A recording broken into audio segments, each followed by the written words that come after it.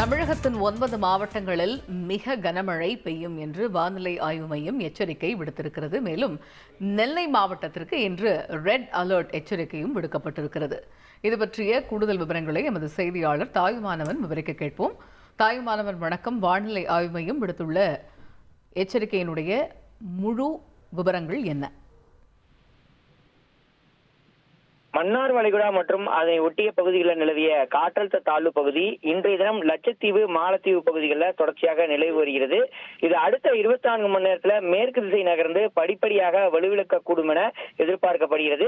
இதனிடையே நாளைய தினம் தெற்கு அந்தமான் கடல் பகுதிகளில் வளிமண்டல மேலடுக்கு சுழற்சி என்பது உருவாகக்கூடும் என வானிலை ஆய்வு மையம் தகவலை வெளியிட்டிருக்கிறது. இதன் காரணமாக அடுத்த 48 மணி நேரத்தில் ஒரு காற்றழுத்த தாழ்வு பகுதி என்பது உருவாக வாய்ப்பிருப்பதாகவும் மேற்கு வடமேற்கு திசையை நோக்கி தமிழக கடலோர பகுதியை நோக்கி இது நகரக்கூடும் என கணிக்கப்பட்டிருக்கிறது.